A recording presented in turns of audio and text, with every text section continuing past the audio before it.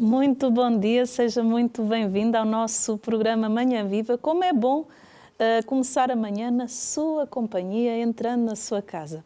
E vamos iniciar o nosso programa com uma frase do Sr. Padre Jorge Guarda, vigário da nossa Diocese de Leiria Fátima, que diz assim: na nossa relação com Deus, por vezes, por insensibilidade ao mal, orgulho ou vergonha, temos dificuldade em reconhecer as nossas faltas e, consequentemente, em sentir arrependimento e pedir perdão. Ficamos assim privados da experiência da misericórdia de Deus e dos seus frutos. O nosso tema de hoje vai ser sobre a terapia do perdão e eu quero dar as boas-vindas ao Sr. Padre Jorge Guarda. Seja muito bem-vindo. Obrigado, Sandra, e também é um prazer estar aqui e a todos aqueles que nos acompanham na Canção Nova.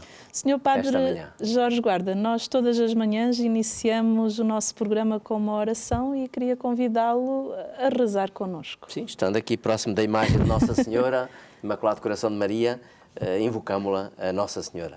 Ave Maria, cheia de graça, o Senhor é convosco.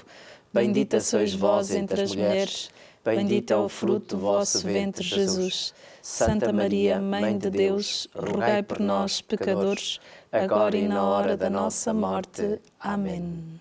Nossa Senhora do Rosário de Fátima, rogai por nós. Obrigada.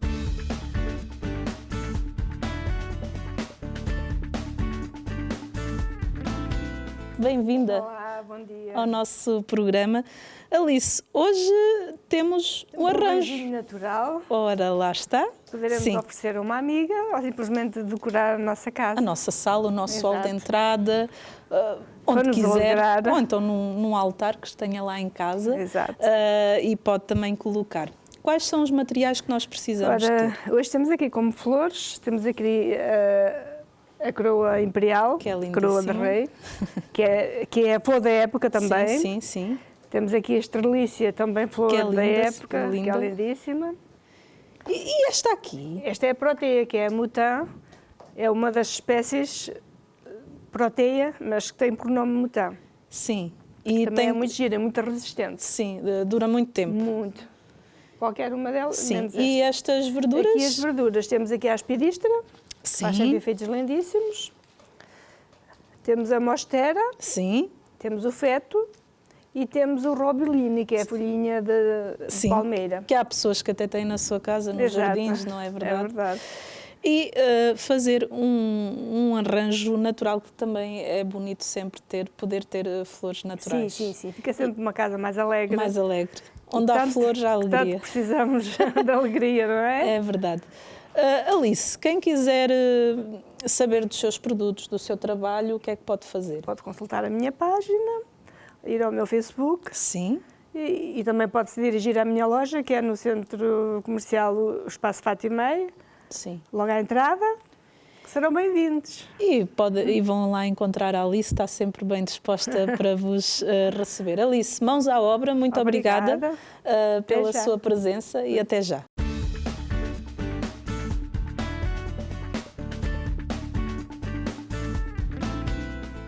Vamos falar sobre a terapia do perdão e por isso estamos aqui com o Sr. Padre Jorge Guarda, vigário-geral da Diocese de Leiria Fátima, que veio falar sobre esta temática. Mas antes de iniciarmos este tema, quem é o Sr. Padre Jorge Guarda, para quem está lá em casa? Já está dito. Já está dito o essencial. Mas pronto, eu sou padre há 37 anos. Nasci numa família católica como tantas outras, aprendi a rezar em casa, nem sempre tinha boa vontade de rezar, depois foi também importante o ambiente da paróquia, a catequese, a missa, e foi dentro deste ambiente assim que a certa altura me perguntaram o que é que eu queria ser e eu escrevi nessa altura, talvez com uns 10 ou 11 anos, uma de 3 coisas: padre, engenheiro ou missionário.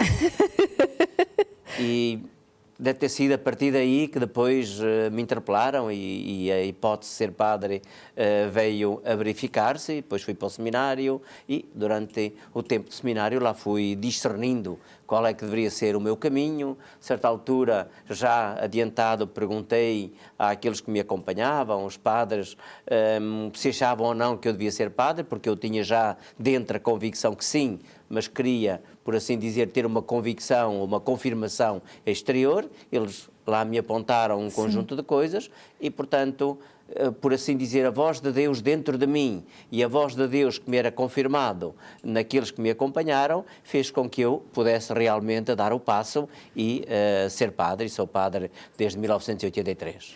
E, portanto, foi este o ambiente, contexto. o clima. Sim. Depois, neste percurso, fui pároco e há 22 anos que sou o vigário-geral da Diocese de Leiria Fátima. Sr. Padre Jorge Quadra, quais são os desafios hoje em ser padre e também em ser vigário de uma diocese como Leiria Fátima? Bem, o primeiro grande desafio de ser padre é ser um homem de Deus, ser alguém que se torna próximo de Deus, que se torna íntimo de Deus, de certa maneira, ou melhor, tem Deus no seu íntimo e que está comprometido com Ele. Depois, um outro desafio grande é a disponibilidade, diria mesmo a sabedoria de se dedicar aos outros conforme as várias possibilidades, conforme as várias missões que são confiadas a um padre. Naturalmente que o clima em que nós vivemos na sociedade de hoje, as dificuldades maiores de vivência da fé, as oportunidades que são oferecidas às pessoas, um certo materialismo reinante, tudo isso constitui também um desafio muito grande em uma certa criatividade, um certo talento para conseguir ser testemunha de Deus e do seu Evangelho no mundo de hoje. E, portanto, um desafio também importante é saber adaptar-se a estas circunstâncias e sabendo que a obra não é minha, a obra é de Jesus e, portanto, o padre tem que fundamentalmente deixar-se conduzir por Jesus e tentar, no diálogo diário com Ele, tentar perceber qual é o caminho, o que é que há de fazer, como é que há de exercer este ministério, porque o padre é ministro de Cristo em favor dos homens, não apenas dos cristãos, mas dos homens todos, consoante as oportunidades que o próprio ministério lhe oferece. O Sr. Padre já conduziu alguns programas aqui na comunidade de Canção Nova. Aliás, lembro-me um que era dos Salmos. Sim. Em que foi o primeiro programa, eu ainda estava a fazer caminho vocacional, foi o primeiro programa que eu participei, tremia imenso. Lembro-me que foi consigo, já teve também no Gente Fé, se não estou em erro, tive uma e vez, o último foi os Jardins... O Jardim da Igreja. Da Igreja. Sobre os vários carismas, as várias vocações, movimentos, congregações religiosas, novas comunidades. Foi todo esse, quase uma centena de programas. Sim.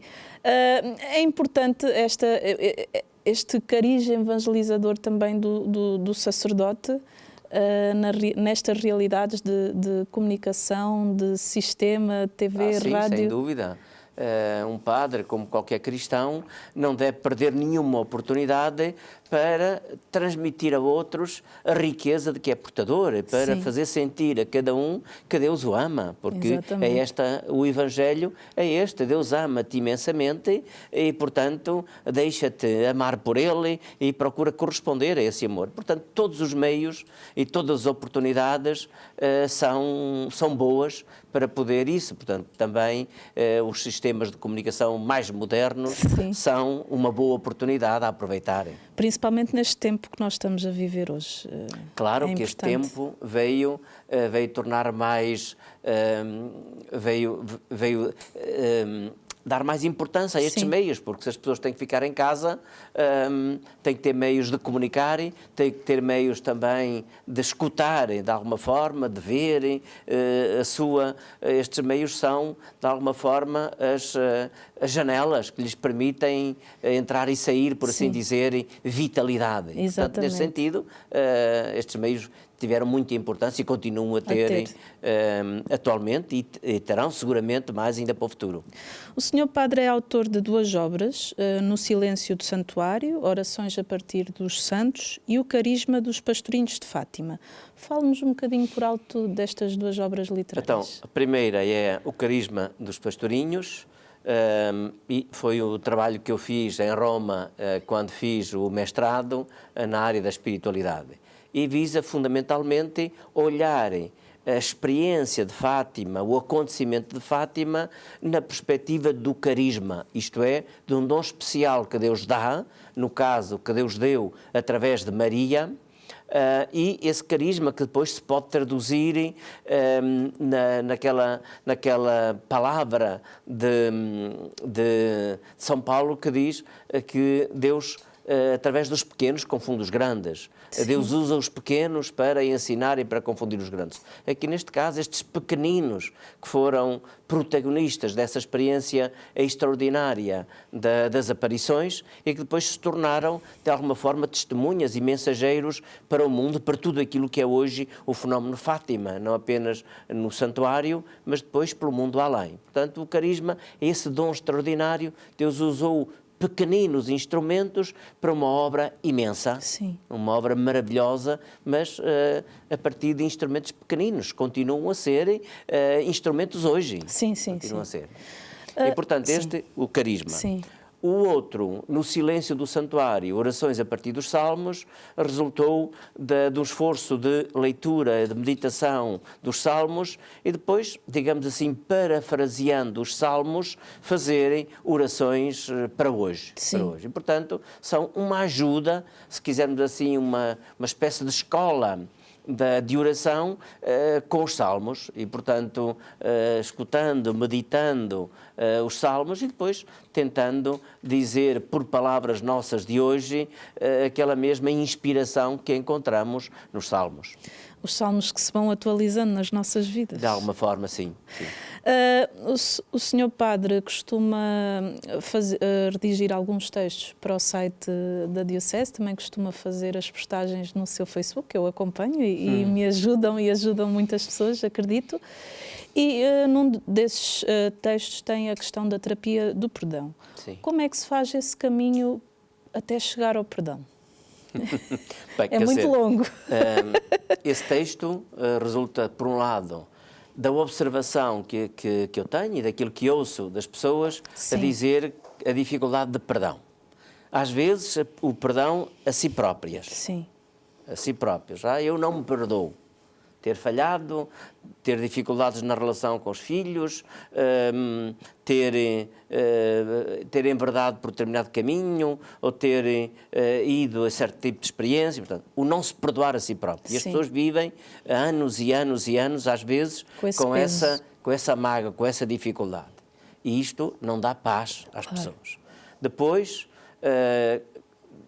de certa maneira, mais complicado ainda, o perdão em relação às outras pessoas. A decepção, aquela pessoa não correspondeu de modo nenhum, ofendeu-me, disse-me aquilo. Ou às vezes simplesmente o pensamento de que aquela pessoa julga isto de mim, ou porque o juízo sobre a outra pessoa, às vezes sem falarem. Exato. E há pessoas que se cortam relações com outra pessoa sem falar com elas, sem ter uma palavra. E, portanto, às vezes vivem-se muitos anos na vida das pessoas com esta ferida aberta sem a curar. Sim. E depois vem ainda a relação com Deus, portanto, aquilo que diz propriamente ao nível da consciência e da relação com Deus, a dificuldade, às vezes, em admitir que Deus tem remédio para os meus males, para os meus fracassos, para os meus pecados, para as minhas quedas. E esse remédio chama-se misericórdia e chama-se perdão. Portanto, é tudo isto que implica, digamos assim, o recurso à terapia do perdão. Pronto, foi observando um pouco isto e, tendo em conta um dos textos, ou melhor, os textos da liturgia da Dominical, que me levou exatamente a fazer este artigo sobre a terapia do perdão. Fale-nos de algumas palavras bíblicas que falam sobre o perdão. Sim, bem, há muitas, naturalmente. Aquela que aparecia nesses textos era do livro do Ben Sirá, capítulo 27, versículos 33 ao capítulo 28, versículo 9. E que tinha exatamente esta perspectiva. Como é que alguém pode pedir a Deus que lhe perdoe as suas faltas se não é capaz de fazer um esforço e de fazer o perdão para o seu próximo? Sim. Pronto. E o texto aborda isto. Depois vem o Salmo 102, 103, também exatamente dentro da mesma perspectiva do perdão. Depois no Evangelho de São Mateus, capítulo 18, versículos 21 a 35, também ele falava aquela parábola que Jesus usava de um devedor que se apresenta a quem o Senhor pede contas e ele ajoelha-se, pede perdão e dá-me um tempo que eu te pagarei. Sim. E o Senhor compadece do homem porque lhe pediu e disse, pronto, vai em paz e perdoou-lhe.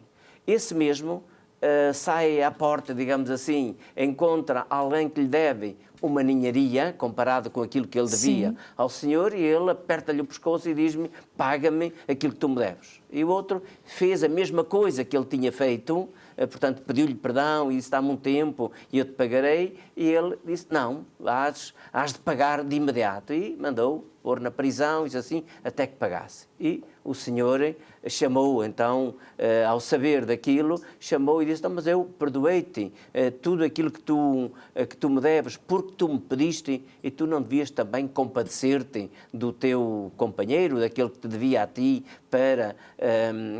da mesma forma que eu tive para contigo? Como é que tu não foste capaz de perdoar uma pequena coisa e me pediste a mim para te perdoar uma grande coisa, uma grande quantia? E disse o Senhor que, digamos, voltou atrás e disse, agora tens que pagar aquilo que tu deves.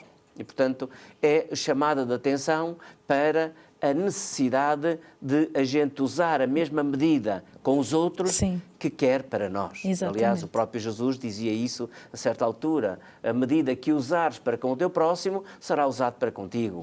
E, portanto, é exatamente a palavra de Deus, depois em muitos outros textos, fala do perdão como uma exigência. E o próprio Jesus nos ensinou no Pai Nosso, perdoai-nos as nossas ofensas, assim como nós perdoamos a quem nos tenha ofendido.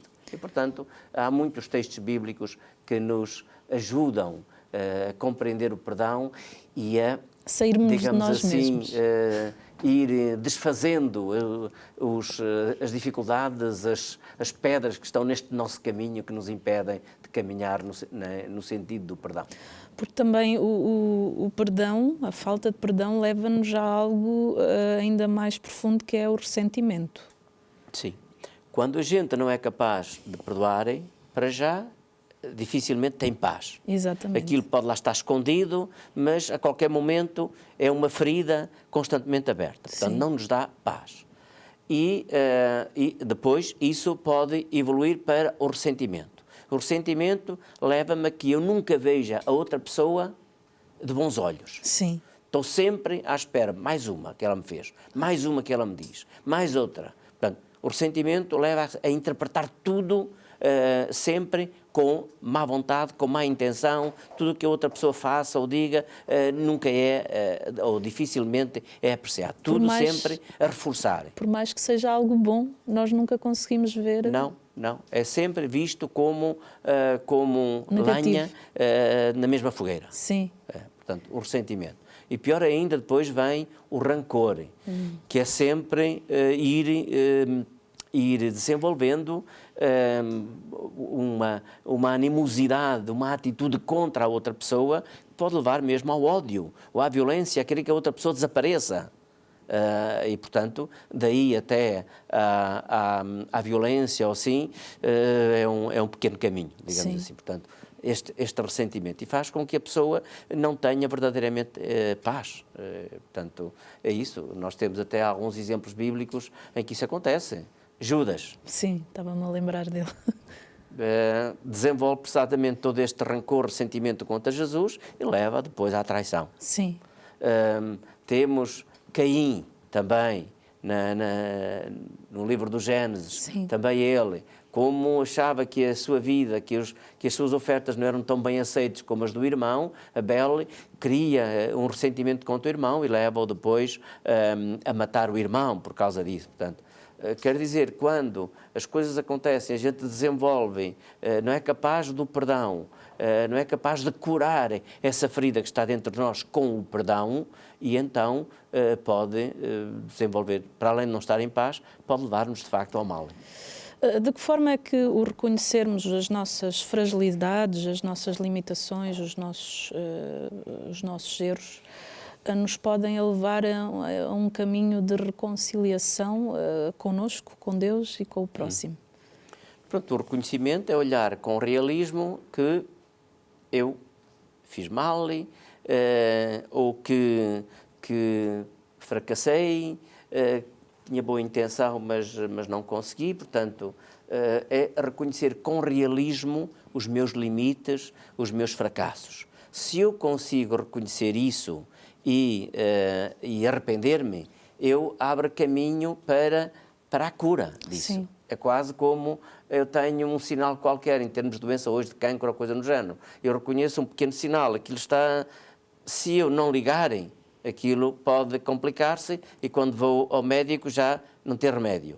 Se, pelo contrário, atempadamente reconheço o sinal e aceito o tratamento, eu posso ter uma doença que se cura em algum tempo. Portanto, ao nível moral e espiritual, também acontece algo semelhante. Quer dizer, se eu reconheço com realismo que tenho um problema e faço o que está ao meu alcance para o resolver, ou por mim próprio, ou recorro à ajuda adequada para resolver esse problema, eu posso viver em paz e com a consciência dos meus limites. Sim. Isso não me diminui, abre-me caminho para eu crescer, para eu me desenvolver, para ser melhor e para ter uma relação também melhor com os outros à minha volta. Portanto, ajuda a criar relações pacíficas, fraternas, de boa convivência com os outros.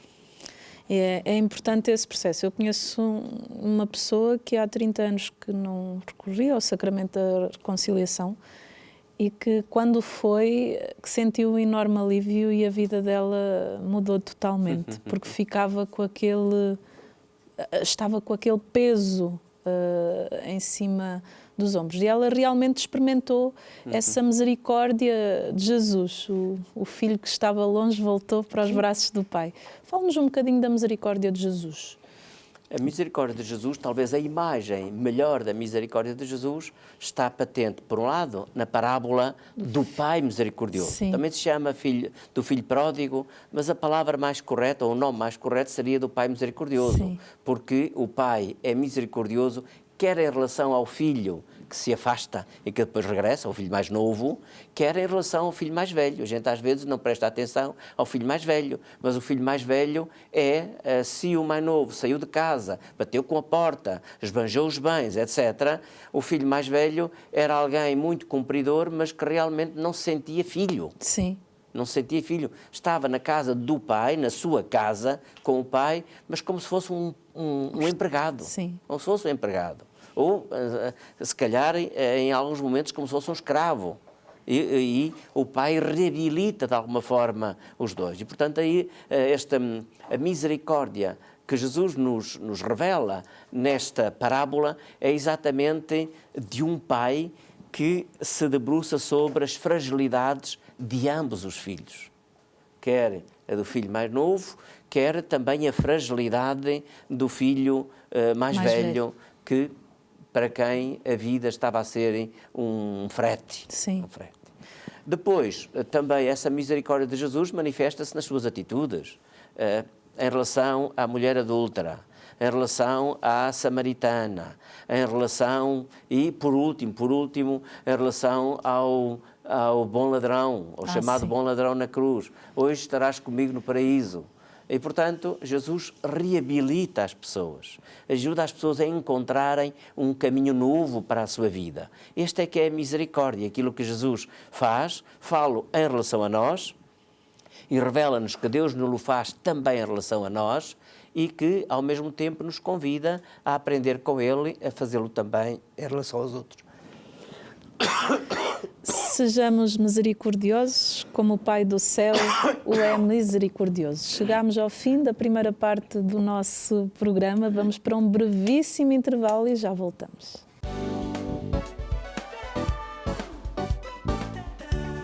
Muito bom dia, estamos na segunda parte do nosso programa Manhã Viva. Hoje o nosso tema é sobre a terapia do perdão e para nos falar sobre essa temática temos aqui o nosso querido Padre Jorge Guarda, vigário-geral aqui da Diocese de Leiria, Fátima. Senhor Padre Jorge Guarda, fale-nos também do ministério que é concedido aos sacerdotes e da sua importância na questão da reconciliação. Sim. É evidente que há pessoas que acham que se devem confessar só a Deus, ou que se devem auto-orientar, isso assim. Mas Jesus deixou aos seus apóstolos esta missão de serem instrumentos do perdão de Deus. Sim. Aqueles a quem perdoar os pecados serão perdoados, aqueles a quem os retiverdes serão retidos. E, portanto, a Igreja depois, digamos assim, desenvolveu isso e configurou esse ministério através do sacramento da penitência. Normalmente da forma individual, mas existe também a possibilidade, pelo menos em situações extraordinárias, de fazer esse ministério de uma forma coletiva.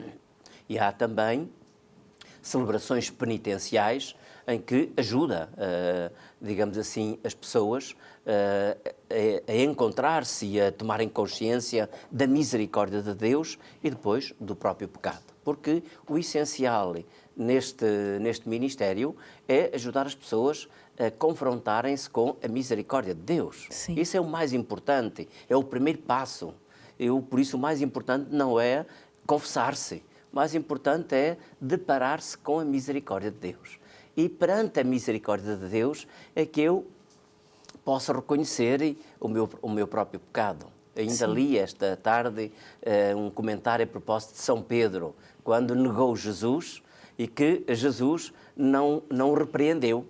Olhou para ele em primeiro lugar e Pedro lembrou-se das palavras de Jesus, daquilo que Jesus lhe tinha ensinado, do compromisso que ele tinha assumido diante de Jesus e foi a partir daí que chorou e Jesus reabilita-o. Depois vem mais tarde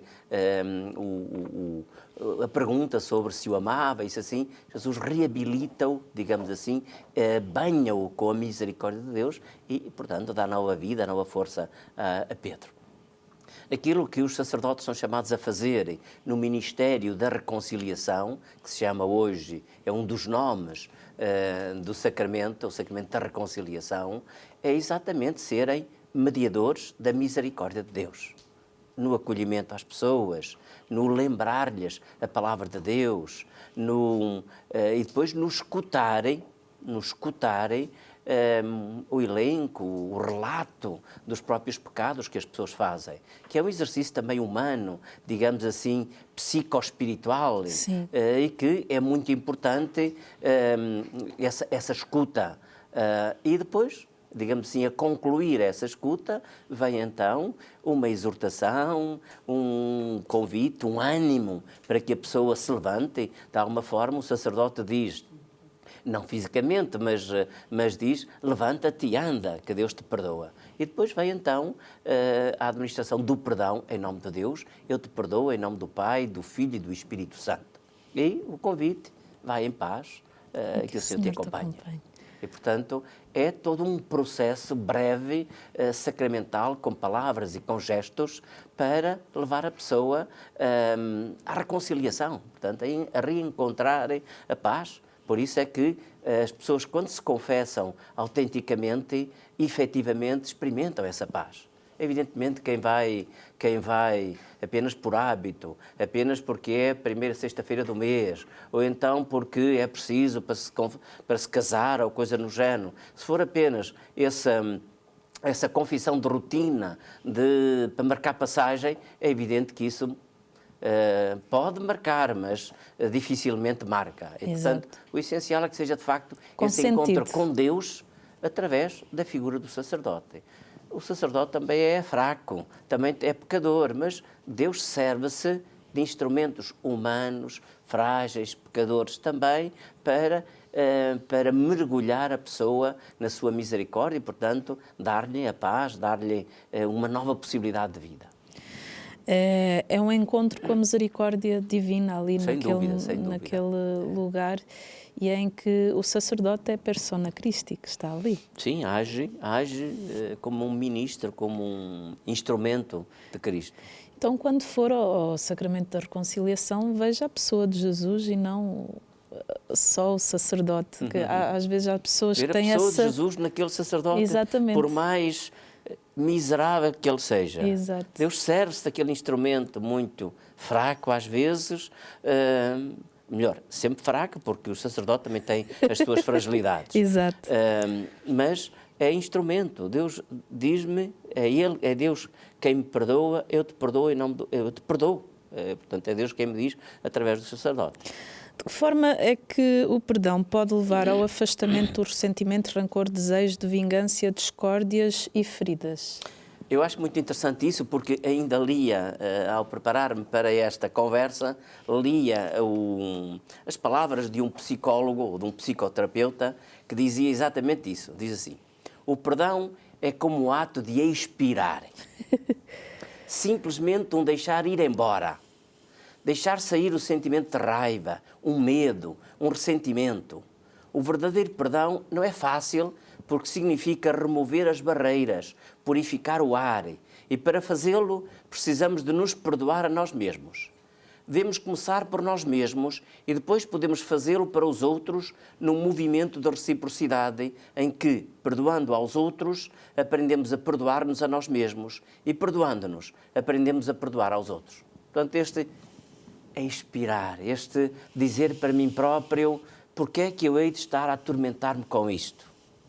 Vou deixar isto de lado, vou desprender-me disto que me pesa, que me fere. E é aí que a gente cura o nosso ressentimento. Sim. Não há ninguém melhor do que nós próprios para curarmos o nosso ressentimento. Naturalmente que depois a oração ou o próprio sacramento da reconciliação, de que já falamos, nos podem ajudar, mas nada dispensa este deixar ir, este expirar este mal para ficar em paz. E se nós pensarmos no processo da expiração, é a libertação do dióxido de carbono que nos faz mal. O inspirar é o oxigênio. Então nós temos mesmo que expirar e tomar a decisão de querermos expirar, de querermos perdoar. Sim.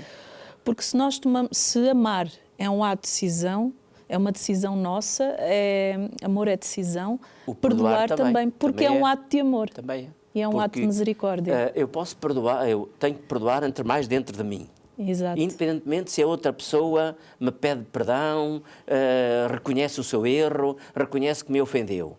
Isso é a outra parte. Sim. Metade da ponte tenho que o fazer eu. E a outra parte nunca tem eficácia se eu não fizer a primeira parte. A primeira parte pode estar sempre preparada.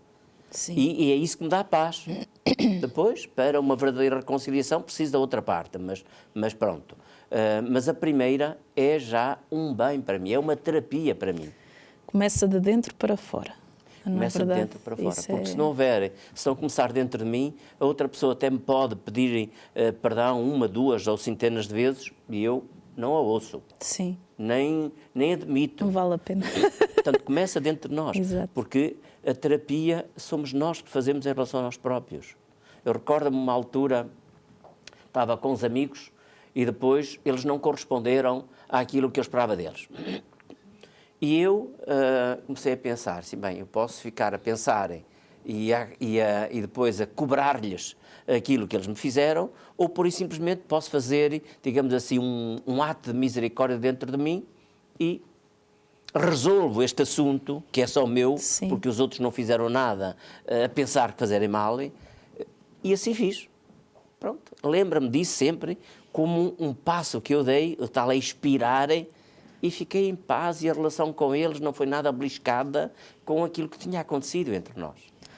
Portanto, isto é fundamental porque a terapia começa dentro de nós e é, em primeiro lugar, nossa. E é possível, é possível. Às vezes demora tempo, às vezes precisamos de ouvir alguém a aconselhar-nos, outras vezes precisamos de ou remoer isto muito tempo, às vezes até na oração, ou num aconselhamento, ou sim, pode acontecer. Ou às vezes, os casos também da terapia psicológica, ou coisa do género. Sim. Mas depende fundamentalmente de nós. É um expirar. E é verdade, eu lembro-me que quando andava na faculdade tinha uma colega minha que andavam algumas coisas que me andavam a incomodar profundamente e que eu achava que eu é que tinha razão, mas mesmo assim eu falei assim, não, eu vou dar o passo, vou ter com ela, vou dizer o que eu penso.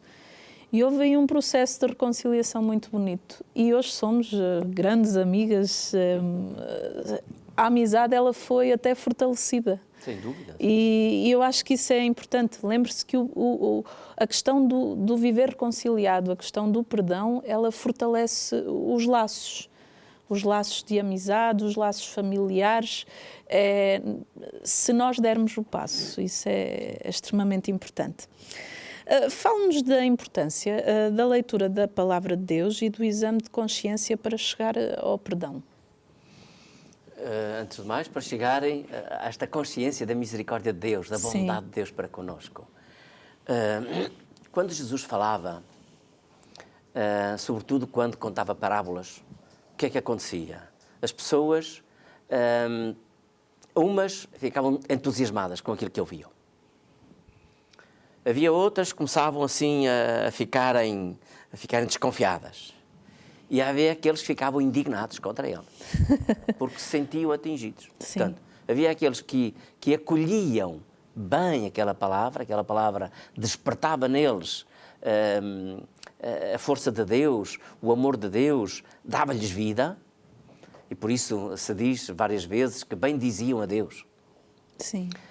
Outras pessoas ficavam assim um bocado indiferentes e outras então punham-se contra ele porque se sentiam atingidos, nomeadamente os escribas e fariseus, etc. E contra esses, digamos assim, a palavra, eles criavam uma capa, um bloqueio para que a palavra não tivesse efeito neles.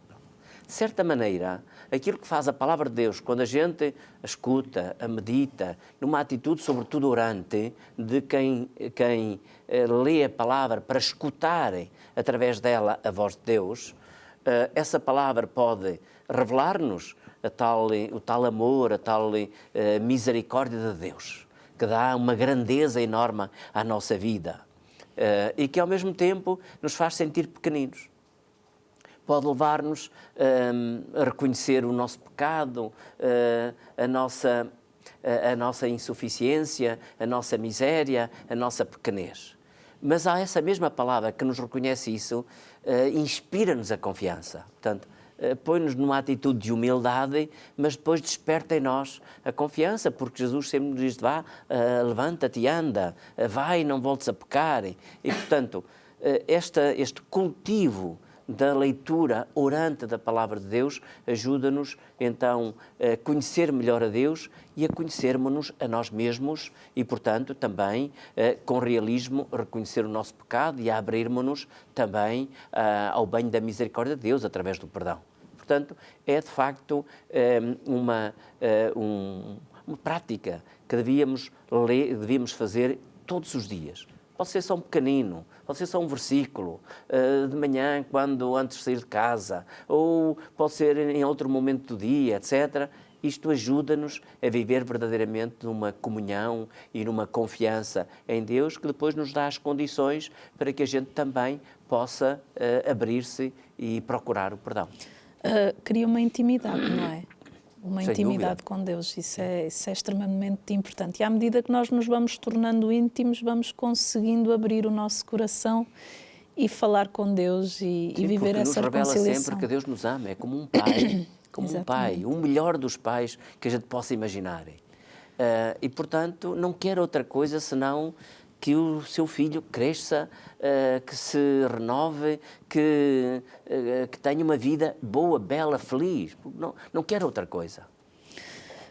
Às vezes eu ouço muitas pessoas, mas o que é que eu vou dizer ao Senhor Padre naquele momento da confissão? Como é que eu faço? Eu não sei, eu sou muito pecadora, não vale a pena lá ir, o Senhor Padre vai ficar a pensar, como esta pessoa é pecadora. Como é que as pessoas têm que fazer o seu exame de consciência para chegar lá e fazerem um bom momento de reconciliação, para terem também essa experiência, para não ficarem assim, meu Deus, e agora?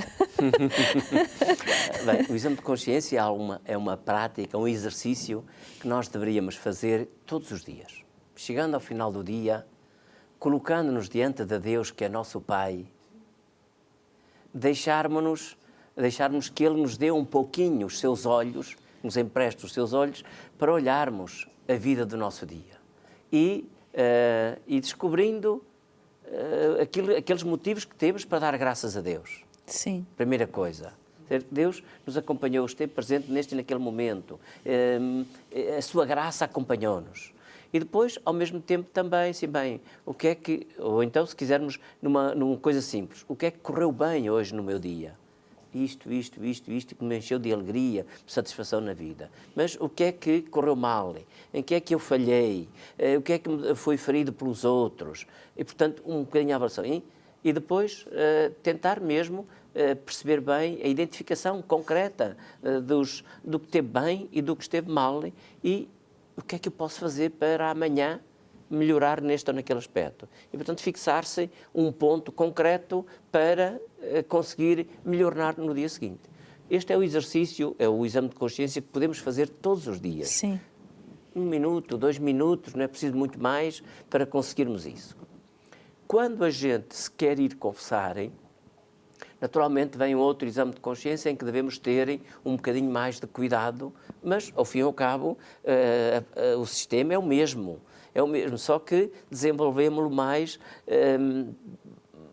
prolongadamente. Sim. E tentamos ver, no percurso mais largo de tempo, ver aquilo em que realmente progredimos, daquilo em que regredimos e daquilo em que podemos melhorar. Tendo em conta também não apenas a leitura que nós fazemos, mas também tendo em conta aquilo que os outros nos fazem observar. Que às vezes os outros dizem, tu és assim, tu és assado, tu fizeste isto, tu fizeste aquilo. Ajuda-nos a tomar consciência das nossas falhas. Sim. Porque as nossas falhas não é apenas, eu tenho a minha consciência tranquila. Posso ter a minha consciência tranquila, mas posso ter feito muito mal ao meu marido, à minha esposa, ao meu filho, à minha filha, ao meu colega. Posso ter feito muito mal, posso ter ferido os outros. E eu posso não ter culpa, mas posso ter responsabilidade porque intervi nas palavras, nos atos ou nas omissões. E, portanto, tenho de alguma forma algum reflexo. Portanto, o exame de consciência é exatamente para perceber isso, mas fundamentalmente, ainda o mais importante do que isso, no exame de consciência, assim, para a confissão, é em que medida eu estou realmente no caminho de Deus. Em que é que estou no caminho de Deus? Como é que eu vivo no caminho de Deus, se estou realmente no reto caminho de Deus? Isto é que é o essencial. Naturalmente que neste reto caminho de Deus tenho que examinar qual é a minha relação com Deus, diária. Sim. Tenho que examinar qual é a minha relação com os outros e, ao mesmo tempo, como é que eu me relaciono comigo próprio. Falávamos na primeira parte do programa sobre o perdoar-se a si próprio, como é que eu, a partir da confiança que tenho de que Deus me perdoa a mim, eu ser capaz de me perdoar também a mim. Isso é perdoar, que eu falhei, que eu tenho fraquezas, mas que quero levantar-me e fazer caminho. Portanto, o exame de consciência é exatamente este tipo de exercício. Se eu fizer isso, ao chegar junto do sacerdote para me confessar, eu sei o que dizer, eu sei alguma coisa do que dizer. Sim. Sei. Posso nem ter muitas coisas, não importa se são muitas ou são poucas, se são as mesmas da vez anterior que eu me confessei ou não importa, importa é que eu quero realmente melhorar o meu caminho. E por isso uma das coisas que eu também podemos comparar esta importância do exame de consciência quase como uma consulta médica. Sim. Numa consulta médica, nós vamos junto do médico e damos ou porque queremos fazer um check-up, a ver como é que está, situações da nossa, a ver como é que está a nossa saúde. Sim. E então o médico manda-nos fazer um conjunto de exames para ter dados objetivos sobre as coisas, ou então porque temos queixas, há sintomas que nos preocupam e que nos levam a fazer ao médico. Assim, o exame de consciência também é isso, é a gente colocar-se diante de Deus, Ele é um médico, Ele é que nos pergunta como é que nós estamos e nós tentamos perceber dentro de nós, no nosso espírito, realmente como estamos. Se estamos com boa saúde, se estamos com má saúde, e a sua palavra ajuda-nos a perceber se há aspectos a corrigirem ou a melhorar, a desenvolverem. Esta consulta médica, o exame de consciência é, de alguma forma, uma consulta médica espiritual. E precisamos então de fazer esse exame de consciência para que possamos ter ali um bom momento de reconciliação e um encontro com a misericórdia de Jesus. Mas isso só depende da nossa decisão. Precisamos nos decidir a dar esse passo de cura, porque o sacramento da reconciliação é um momento ali de cura interior também. É um dos sacramentos de cura, como a Igreja lhe chama, Exatamente. Juntamente com o batismo, é um sacramento de cura. Então precisamos de ter essa consciência. Quando nós vamos ali ao sacramento da reconciliação, é um momento de cura interior profundos e de encontro com a misericórdia de Jesus. Eu disse aí uma coisa errada. Diga. Não é o batismo que é o sacramento de cura, é o sacramento da penitência e é a Santa Unção. A Santa Unção. Para os doentes. E agora vamos falar aqui com a nossa Alice.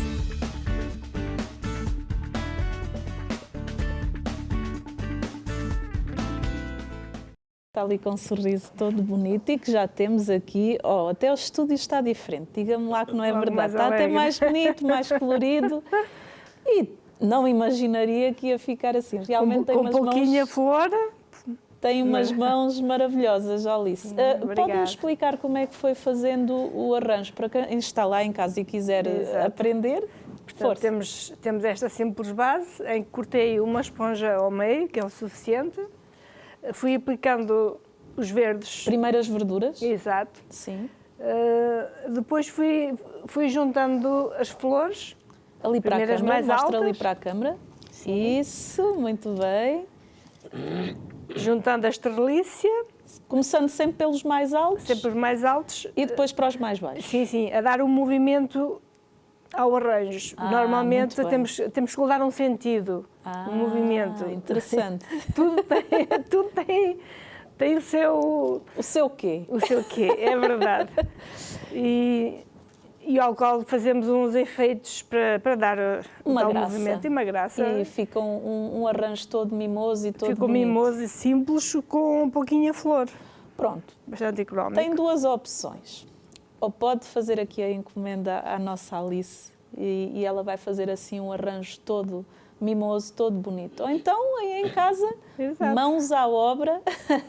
Aproveitar as flores. E pode aproveitar as flores, pode usar da sua criatividade, da sua imaginação e fazer um ramo ou para si, para a sua casa, ou então para presentear alguém. Exatamente. Que é sempre bonito fazer assim um miminho. arranjo tão bonito.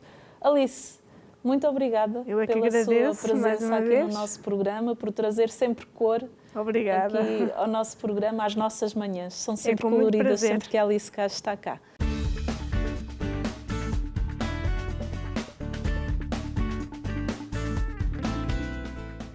Senhor Padre Jorge Guarda, estamos na reta final do nosso programa, muito mais havia a falar sobre esta temática. Acredito que terá que vir aqui mais umas vezes para falar sobre esta temática que é tão importante, seja no passado, no presente e no futuro. É uma temática sempre muito atual. Uma mensagem final para quem nos está a acompanhar neste momento lá em casa. A mensagem é que, se por acaso aí em casa está com problemas, está com dificuldade, tem coisas a resolver dentro de si, acredite que o perdão é verdadeiramente uma terapia, é uma cura que lhe dá paz, lhe dá nova força, nova possibilidade.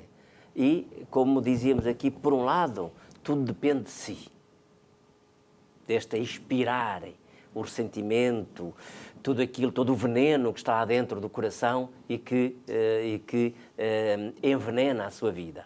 E, por outro lado, a confiança na misericórdia de Deus, que está sempre disponível para perdoar. O Papa Francisco tem dito isso constantemente. Deus não se cansa de perdoar. Nós é que podemos cansar-nos de lhe pedir perdão. E, portanto, se nos cansamos, o prejuízo é nosso. Porque Deus está sempre disponível para nos dar a mão, porque quer realmente que a gente viva espiritualmente sãos e caminhe para Ele, e caminhe com a possibilidade de dar as mãos aos nossos irmãos e irmãs. Daí a importância da reconciliação e do perdão para essa vivência mais fraterna, mais harmoniosa na família, nos grupos, nas comunidades cristãs ou simplesmente no conjunto das relações que a gente estabelece no contexto da sociedade. Sr. Padre Jorge Guarda, muito obrigada pela sua presença aqui no nosso programa e lembre-se, quem ama perdoa, quem perdoa ama. Fique com esta mensagem, acredito que vai aproveitar muito do nosso programa e que vai querer vê-lo novamente. Então pode vê-lo através do nosso YouTube, da Canção Nova de Portugal, rever este programa e aconselhar este programa para outras pessoas, para ajudar neste caminho, nesta terapia do perdão que é tão importante nas nossas vidas. Até ao próximo programa, se Deus quiser.